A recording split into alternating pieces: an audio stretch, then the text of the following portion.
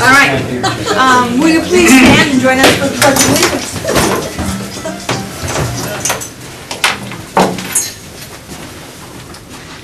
Pledge allegiance to the flag of the United States of America and to the republic for which it stands, one nation, under God, indivisible, with liberty and justice for all. Thank you.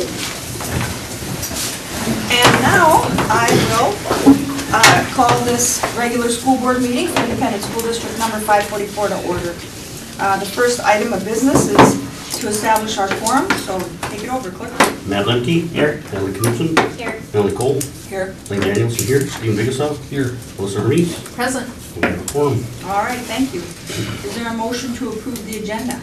So moved. A second? Second. Any discussion on the agenda? All in favor of approving, say aye.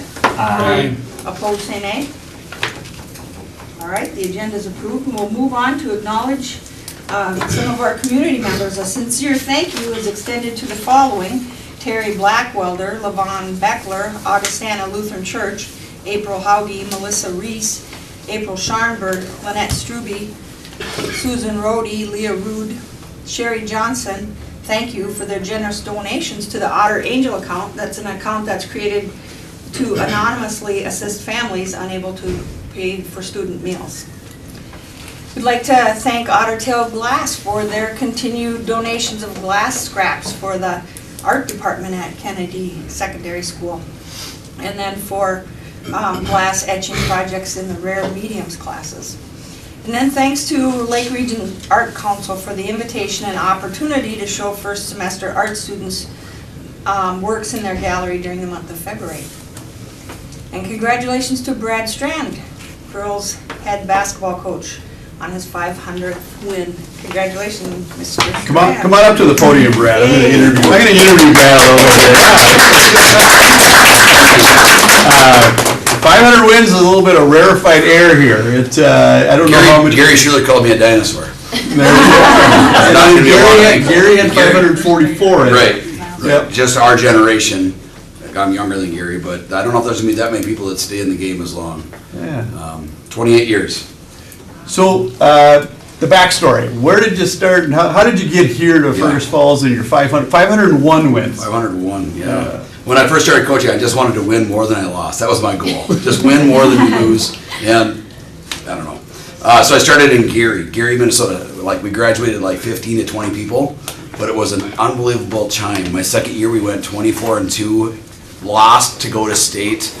But a great, it was the last year of the school, so then they combined with Twin Valley to become Norman County East.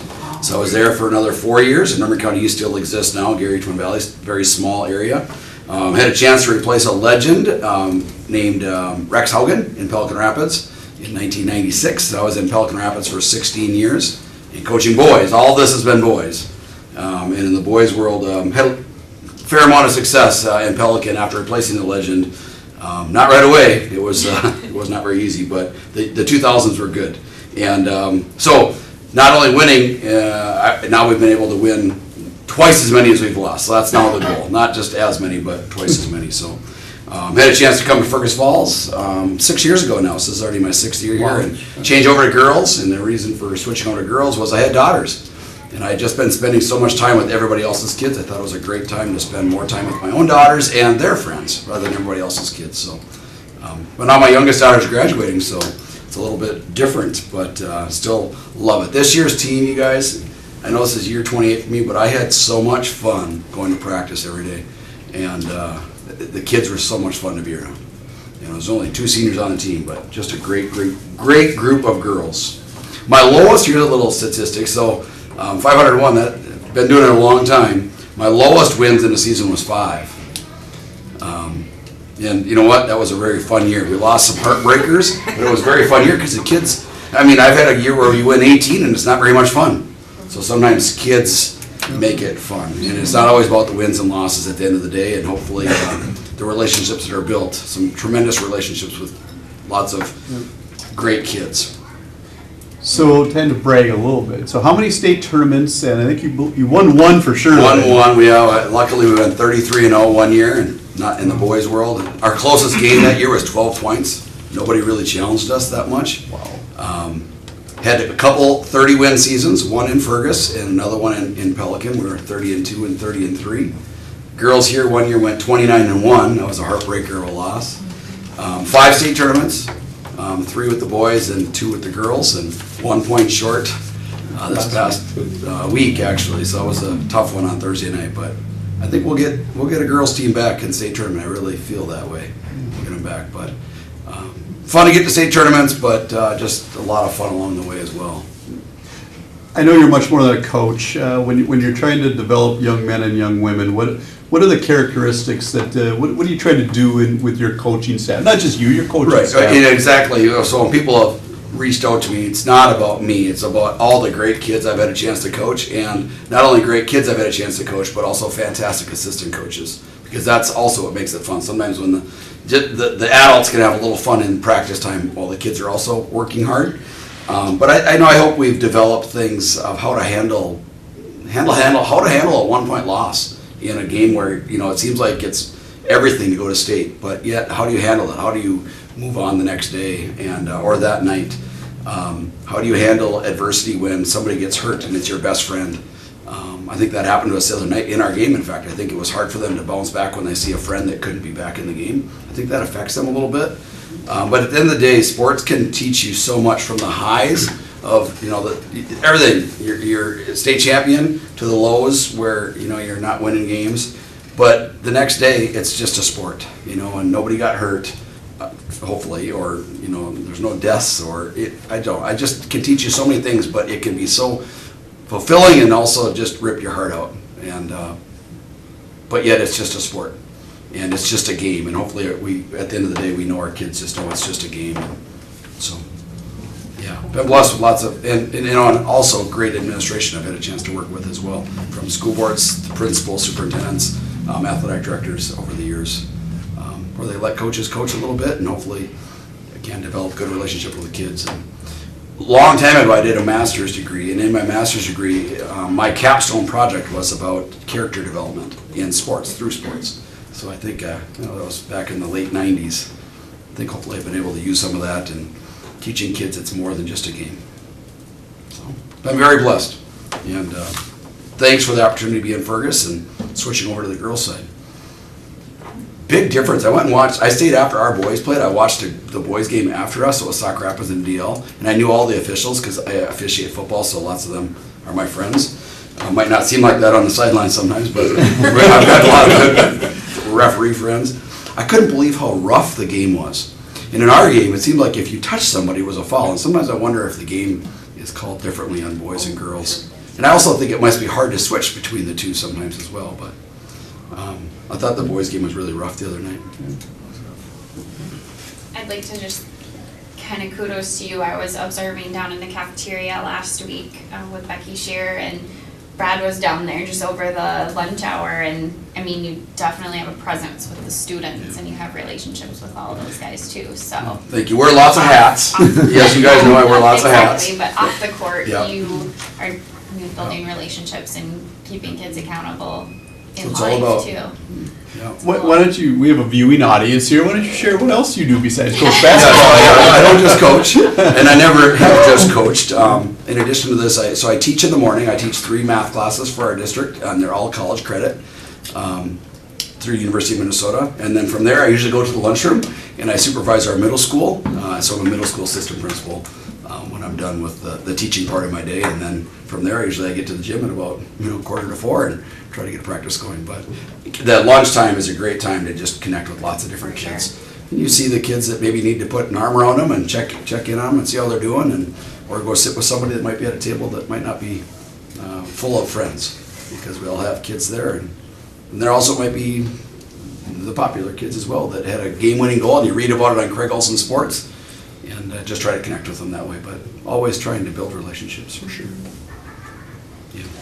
But thank you again. Thank you. Appreciate the chance, and appreciate the chance of again coaching here and continue to coach. It's a good place. Fergus is a great place, as you can see by all the support we get at games, and you guys help establish making this a great place. So thank you.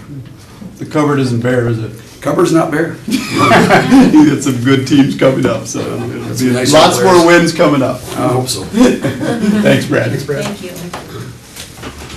All right.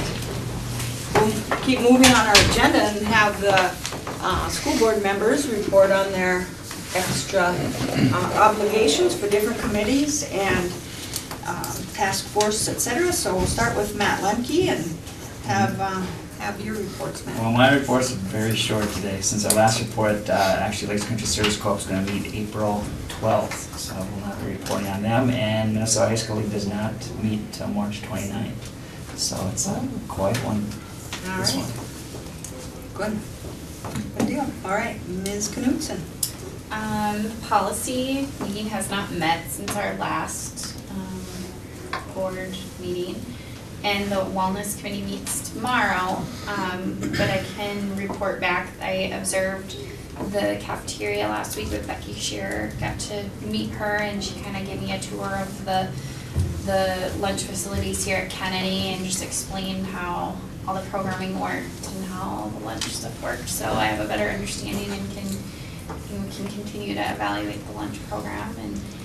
And then as part of some more that came out of our last wellness committee meeting and just some questions with Jen Colhorst, who leads that, we put together a survey that was sent out to all of the district staff, just assessing like what their thoughts were on the lunch menu, if it were their ideal meal, how much would they be willing to spend.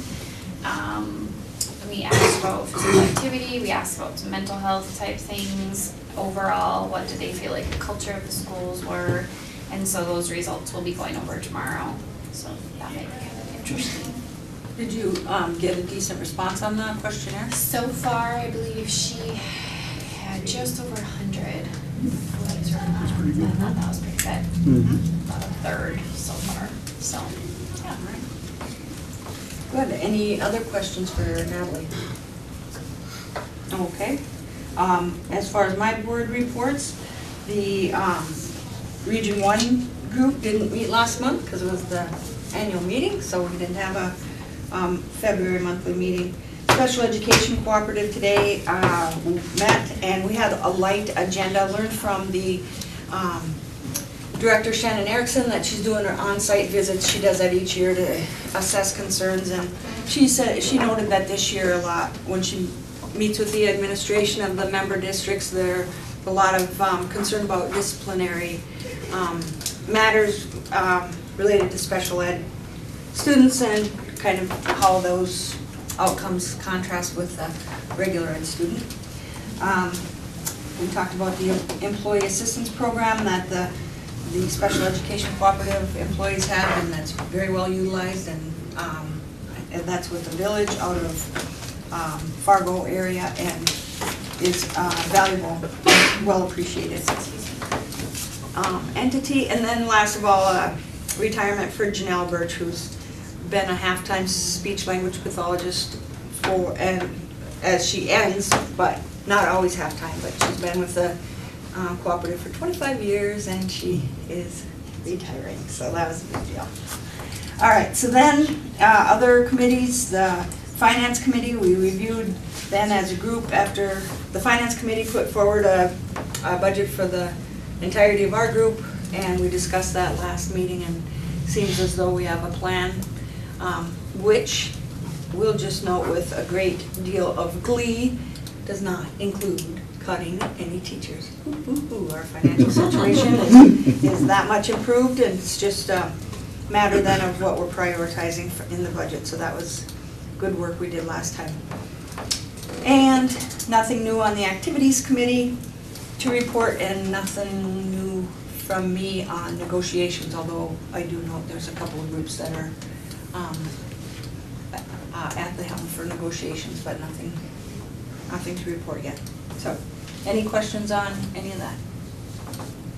Then I'll ask for Melissa Hermes to give updates on her projects. Okay, Staff Development Committee did not meet because all the money for this year has been distributed, which is great because that means staff is interested in learning new things and bringing that back to the classroom. So it'll be, as soon as that rolls over again, then I'll have more to report on staff development. For curriculum review, we met on Monday, February 20th, and we heard reports this month from the language arts departments and from the science departments, K through 12. And just some of the highlights in terms of science, it was really interesting to hear about the STEAM team. That is an extracurricular program at Adams School, an after-school program that they got some funding for, a grant.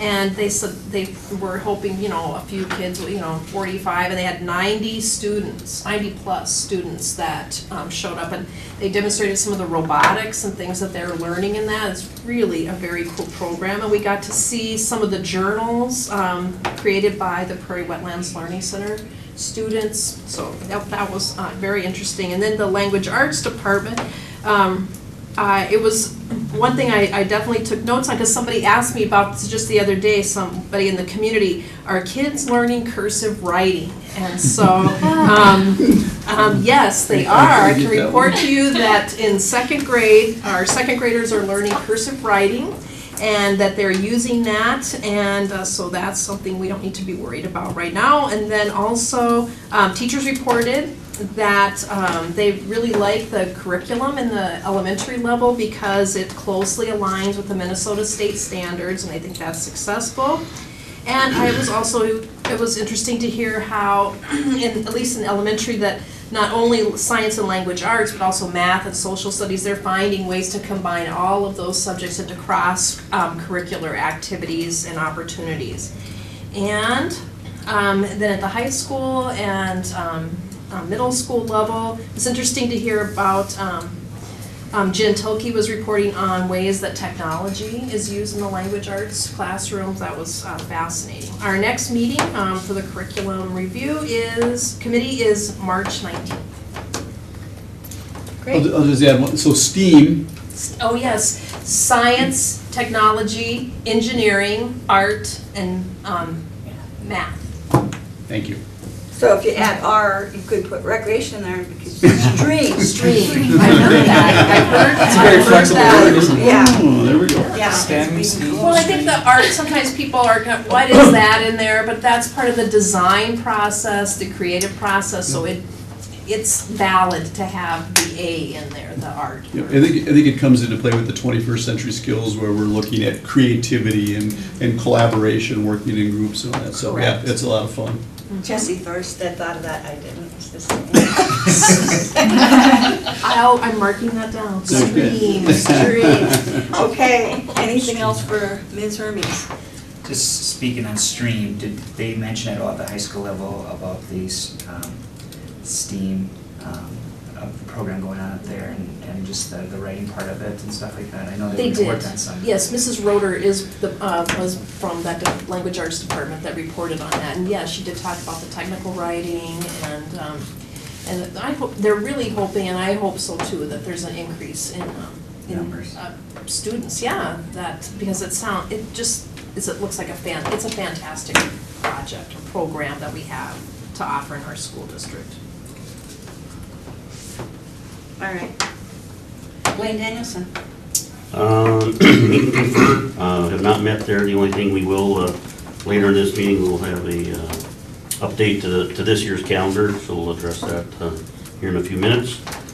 Buildings and grounds, nothing new there, other than the work just continues over at Adams. They're starting to get into that now for the new system over there. So there's been some, Principal Colbeck has put out some information regarding some different assignments for rooms and things like that. So that'll all be going on through the summer now. And then just other general maintenance continuing. The other big thing for Kennedy here will be the pool, of course, this summer. And that is in the works too. For 544, we met last Thursday.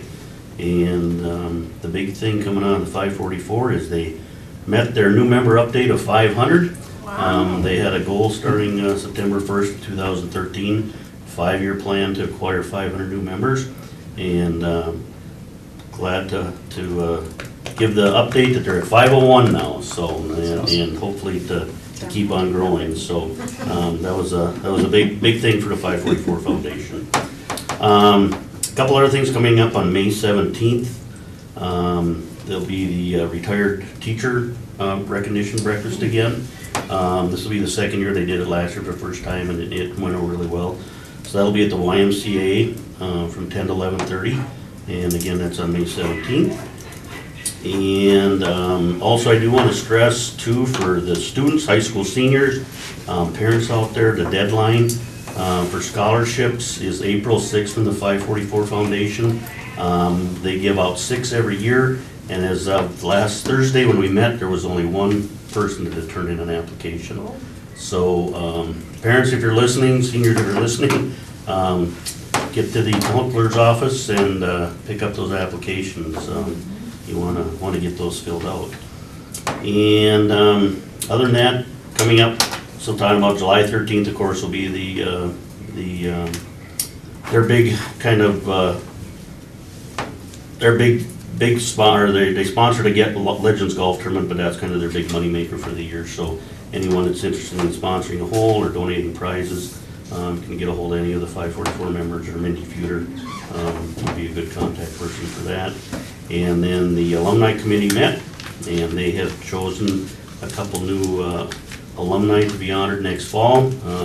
Those names are not out to the public yet, so in a meeting coming up here, I'll give notice of who those are, but a couple of good folks are chosen for that. So other than that, that's all I got.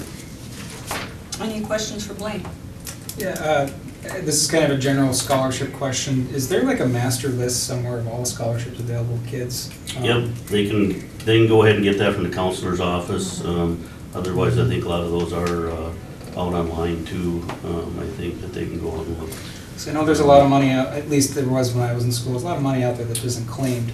There is, and I mean, there's scholarships that, of course, the Dollars for Scholars give. There's from the 544 Foundation. There's just some other general ones from out in the public, but all those applications can be picked up at the counselor's office. College is expensive. Might as well get some free money. All right, Mr. Vegason. My report's fairly shortish. Just the fact that right now they're introducing a lot of new bills.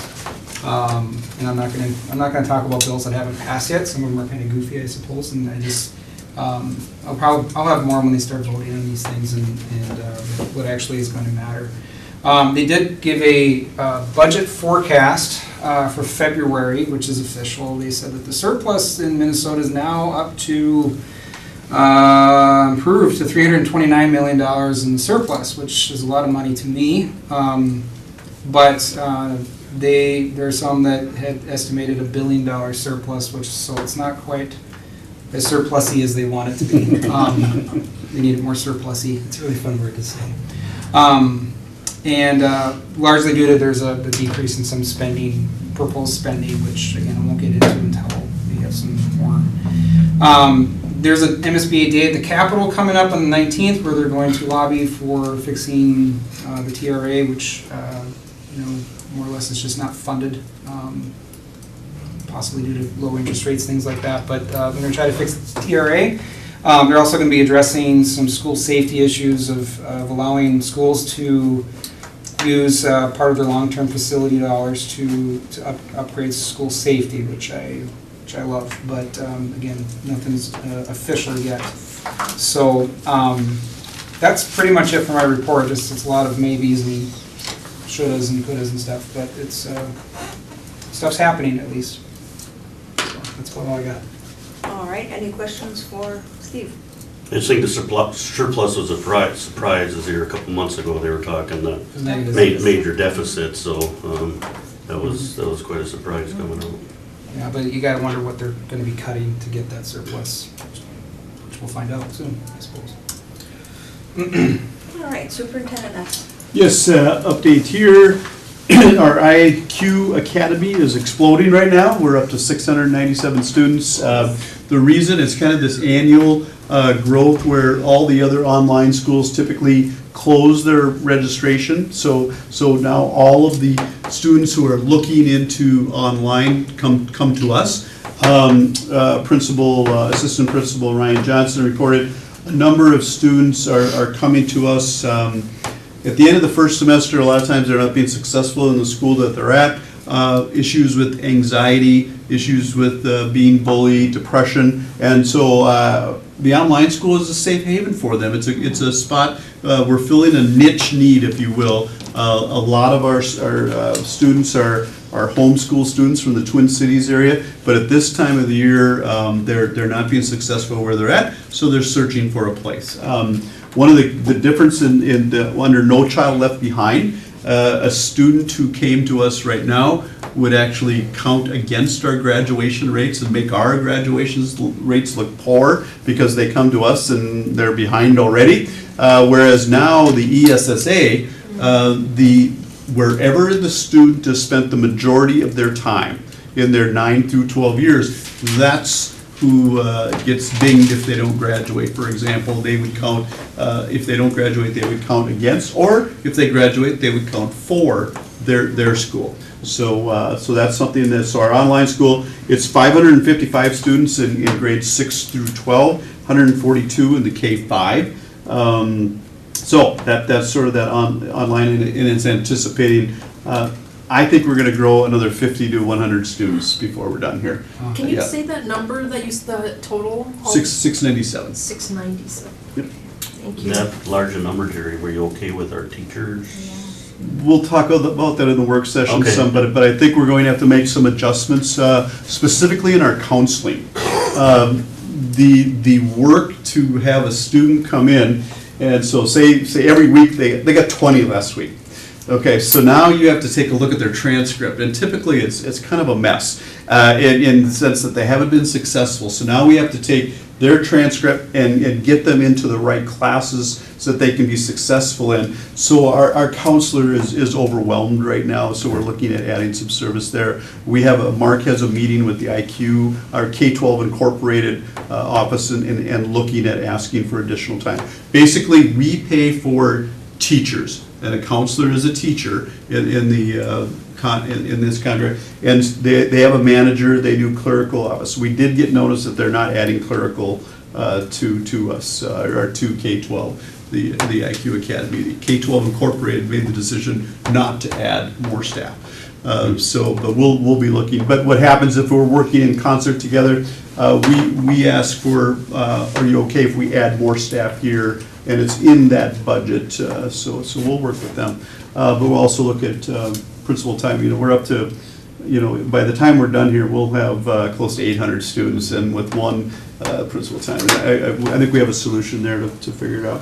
I just have a yes, go ahead. question. So at like a K-5 level, doing an IQ Academy, I would assume that there needs to be some foundation at home, or what? Yes, the way it works online, they're only sitting in front of a computer with a teacher about 40% of the time. So an example is they sign up in August, when we hope every student signs up, but they don't all. But so they would literally get a box, okay? They would get all the textbooks, the reading materials, they would get the dirt for the science experiment that would be coming up. So then what we have is a teacher that's typically, it doesn't have to be in our district, but a lot of our teachers reside in our district.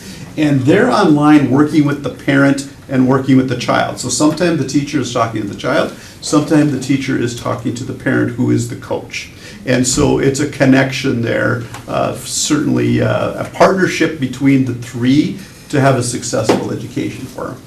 Yeah, we don't just plop a kid in front of a computer and sit there but I think a lot of people think online, that's what they do. But it's really, some of the assessments, some of the curriculum is online though. But for especially the young K2, it's more of the parent working with the child, and then the teacher, our teacher is teaching the parent who's transferring it to the child. Yeah. It's amazing how well it works. Yeah. It does work nicely. Younger Yeah. populations. Yeah, absolutely. Then last week I was at the Minnesota Association of School Administrators. Really a good conference. We were done Thursday and Friday, and I went to sessions learning to improve. So what metrics are you using? How do you look at your whole system and look to improve? Ethical issues in the workplace, which is always interesting when we have close to 400 employees. There's always boundaries being tested, and we have to set the boundaries. One that was pretty popular among the superintendents, and I guess we all relate to this, sustaining healthy lifestyle, meaning balance. How do you, the work and the balance. The big question was, if your school board chair emails you or texts you at 11 o'clock at night, do you answer them? Or do you say, I'll talk to you in the morning, or, you connect, that type of thing. And she doesn't, but if there's an emergency, obviously. So if she is texting me at 11 o'clock, it's an emergency, so then yes, I would. But I mean, for the most part, it's just really about setting boundaries and balance and doing good stuff that way. My favorite by far was Jim Morris, who was, he did a speech called Dream Makers. And Jim Morris was the man. He was drafted when he was 19 years old, and he was a first-round draft choice, left-handed pitcher with the Detroit Tigers, and he blew out his arm. He had a big bone spur that had to get fixed, and they basically kind of tore his shoulder apart. And Jim Andrews, Dr. Jim Andrews, who was a famous surgeon, said, "You will never pitch again." So he becomes a science teacher and a coach, and he does an amazing job connecting with kids and relationship with kids. But his kids say, we know your dream is still to pitch in the major leagues, and he's 35 years old now. And so, because he pitches batting practice to him and stuff, and he goes, "We can't hit you," and he goes, "Well, that's because you can't hit," But so the deal, coaches make deals, right? You win the district championship, I'll try out for pros. So he does that, and he goes to a tryout, and he throws 98 miles an hour, which is unbelievably fast for a left-handed pitcher. Within 3 months, he's pitching in the major leagues, and he pitches there for a few years, and now he's a motivational speaker. And he just talked about, are you a dream killer or are you a dream maker? And his parents were dream killers. His father was very, very, you're no good, you won't make anything of yourself, you shouldn't be pitching, you should be a quarterback. Well, his football coach was a dream killer. You'll never be a pitcher, you need to be a quarterback. And so he had about 5 or 6 people, which I was really surprised at, that were just squashing his dreams. But then he talked about, when he was a freshman in high school, he went to live with his grandparents in Texas. And his grandfather was the model citizen. Everyone went to the grandfather in town for advice, and he said he made, I love this one, he made Jim take his grandmother out to lunch every week so he could learn how to treat a lady, opening the door, manners, napkins, the whole work. It was just so well done, and lots of good humor, and I'm a sports nut, so it's kind of to have that, but it was just really, really nicely done. And if you haven't seen the movie, it's called The Rookie. Dennis Quaid, which he kind of chuckled at, Jim is bald, and he's a good-looking bald guy, but he's not Dennis Quaid. So it was really fun to see them. It's a great movie. So if you want to see that, Dream Makers. And the last one was sort of another health thing. It was about blue zones, and blue zones there's about 6 or 7 spots in the world where everybody lives to be 100. Almost everybody lives to be 100, and I won't go through that. There's 9 factors, 9 consistent factors, but some things were, the obvious ones. You eat right, and you exercise, and you get at least 7.5 hours of sleep, Elaine. And then, but really the interesting ones to me were, you need at least 3 friends that you can share your life with. So can you call up 3 different people and share and connect? And they also, it was just, there's more, but I'll stop there. But it was a really, really good conference. A couple other things going on right now. We have MAPS testing and MCA testing starting up strong here. On the preview tests, we're doing very well. So really looking forward to seeing some of our, especially our 5th grade scores. We have RTI in both math and reading this year, and they're really doing some intensive work. So looking forward to those. And parent-teacher conferences, even though we had storm days and all those things, it was kind of the weirdest weather week, don't we, all this stuff, and it was lots of early mornings. So that's the stress of a superintendent and a business manager. Yes, we call off. No, we don't. Yes, well, my neighbors are. No, they're not. Yeah, it was just kind of an interesting time, and it kind of all went around us. Thank goodness. So that was good. So, it was. Was there much concern noted about still having conferences after we called off school that day? Did, We didn't have okay. we didn't have conferences that night. If a parent did, it would be a teacher and a parent connected, and they might be both close to town or something, or Okay. close in town, but we did cancel conferences. oh, okay, Yep. thanks, I must have We misheard. moved the Monday night to Wednesday afternoon Okay. prior to church night, so we went 3:30 to 6, so we did cancel the parent-teacher conference. Okay, well, I don't know how I got that wrong. All right, good. Any other questions, anything for the superintendent? Then we'll move on to our general consent items, which includes consideration for approval of the minutes of our last school board meeting on February 26th, and then the bills and treasurer's report. So what do you have, Natalie? Yeah, so we're sitting with about $5.2 million in the bank, nothing out of the ordinary this month, and we're just kind of continuing to build back up the account again for the year, so. Very good. Personnel. Yes, we have 2 resignations. Mark Dressel is a custodian, and Melissa Maxwell, special ed paras. We hired Diane Anderson as a special ed teacher at IQ Academy.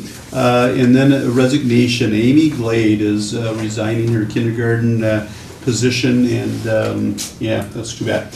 And then notice of desire to negotiate the Paraeducators Association. So I recommend approval of these items. All right. Is there a motion to approve the general consent?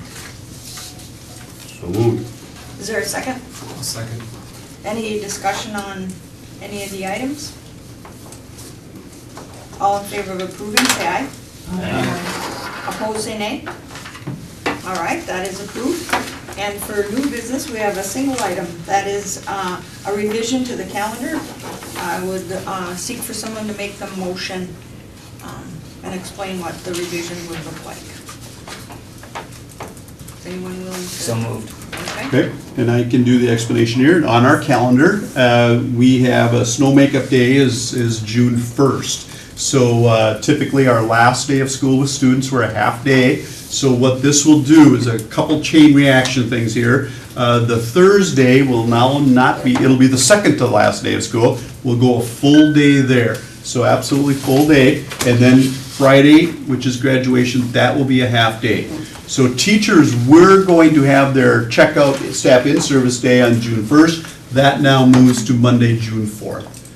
And the other correction I want to make here, a lot of people have an old calendar. In October, if you remember, we clarified that March 22nd, next week, that is a full day, and we're getting people, they're scheduling things in the afternoon where kids, no, it's a full day of school on March 22nd, and we corrected that in October, advertised it wisely, but now we're going to advertise some more because people are confused. So just, that's the explanation of our change. Okay, very good. Is there a second to that motion? So moved. Any discussion, any questions about what we're accomplishing? All in favor of approving the calendar revision as described, say aye. Aye. Opposed, say nay. All right, that's approved. And that concludes our meeting agenda. We'll meet again this month on the 26th of March at 5:15 here in the Otter Community Room. The board will stick around for a work session that includes some updates about clinic care and an update on our school activities. And then that's it. Then I look for a motion to adjourn. So moved. Is there a second? Second. Any discussion on adjourning? All in favor say aye. Aye. Opposed say nay. And we are adjourned. Thank you for your cooperation.